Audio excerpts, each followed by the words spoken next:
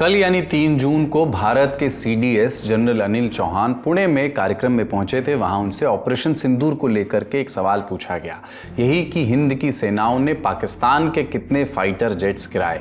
जवाब में जनरल चौहान ने कहा कि जल्द ही आपको एक आंकड़ा मिलेगा। इस जवाब के तुरंत बाद सेना के सूत्रों के हवाले से कुछ जानकारियां आई। इंडिया टुडे के मंजीत नेगी की रिपोर्ट के मुताबिक भारत ने पाकिस्तान के 6 aircraft, 2 high value surveillance aircraft और एक C-130 ट्रांसपोर्ट एयरक्राफ्ट मार गिराया, यानी कि कुल मिलाकर के 9। मंजीत नेगी की रिपोर्ट के मुताबिक पाकिस्तान को हुए इस नुकसान की जानकारी ऑपरेशनल डेटा के टेक्निकल एनालिसिस के बाद सामने आई है। इन पॉइंटर्स पर नजर डालिए। हवाई लड़ाई के दौरान पाकिस्तानी वायुसेना के 6 फाइटर जेट्स गिराए गए। एक अर्ली वार्निंग एयरक्राफ्ट को 300 किलोमीटर की दूरी से सुदर्शन मिसाइल सिस्टम ने निशाना बनाया। भोलारी एयरबेस पर तैनात एक और अर्ली वार्निंग एयरक्राफ्ट को नष्ट किया गया। स्वीडिश ओरिजिन के इस एयरक्राफ्ट को air to surface cruise missile के जरिए नष्ट किया गया। एक ड्रोन स्ट्राइक के जरिए C-130 एयरक्राफ्ट कैरियर को भी तबाह किया गया। रिपोर्ट में सेना के सूत्रों ने बताया कि भारत ने इन ठिकानों पर हैंगर्स को निशाना बनाया था। हैंगर वो जगह होती है जहां एयरक्राफ्ट खड़े रहते हैं, पार्क्ड रहते हैं। पाकिस्तान ने अभी तक अपने एयरबेसेस से पूरा मलबा साफ नहीं किया है। ऐसे में कहा जा रहा है कि मलबा साफ होने पर और जानकारियां साफ होंगी। पता चलेगा कि क्या 9 से ज्यादा पाकिस्तानी विमान तबाह किए गए।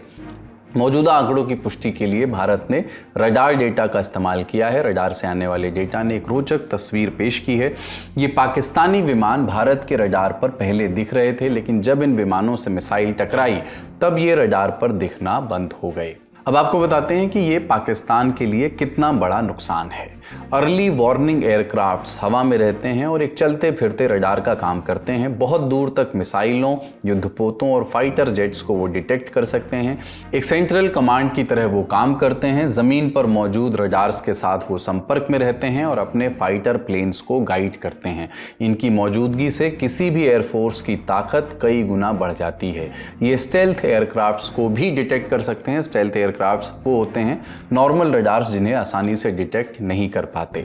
एक अर्ली वार्निंग एयरक्राफ्ट सामान्य फाइटर जेट्स के एक पूरे स्क्वाड्रन के बराबर समझ सकते हैं आप। कुछ ऐसा ही महत्व C-130 एयरक्राफ्ट का भी है। आपने कई हॉलीवुड फिल्मों में इसकी झलक भी देखी होगी। इसी एयरक्राफ्ट में बैठाकर सैनिकों को लंबे लंबे मिशंस पर भेजा जाता है। कार्गो ट्रांसपोर्ट से लेकर के ट्रूप डिप्लॉयमेंट और एयर ड्रॉपिंग से लेकर हवा में ईंधन भरने तक काम में इसका इस्तेमाल होता है। ये विमान मुश्किल रनवेज से उड़ान भर सकते हैं। एक C-130 एयरक्राफ्ट की कीमत 1400 करोड़ रुपए तक हो सकती है। एयरक्राफ्ट्स के अलावा हिंद की सेना ने पाकिस्तान के ड्रोन्स और मिसाइल्स को भी बड़े पैमाने पर नष्ट किया। ढेर सारे Chinese made wing loom drones को भी नष्ट किया गया। ये ड्रोन्स मध्यम ऊंचाई पर उड़ते हैं और लंबी दूरी तक जा सकते हैं। इसके अलावा भारत ने पाकिस्तान के 10 से ज्यादा अनमैन्ड कॉम्बैट एरियल व्हीकल्स यानी UCV भी ध्वस्त किए। भारत अभी भी डेटा को एनालाइज कर रहा है। ऐसे में पाकिस्तान को हुए इस नुकसान को और ढंग से समझते हैं। ऑपरेशन सिंदूर की सफलता से जुड़े कुछ और सबूत भी सामने आए हैं। इंडिया टुडे से जुड़े अरविंद ओझा के रिपोर्ट के मुताबिक बहावलपुर में जैश आतंकियों की कब्रों की तस्वीरें सामने आई हैं। इन 21 कब्रों में जैश सरगना मसूद अजहर से जुड़े लोग भी शामिल हैं।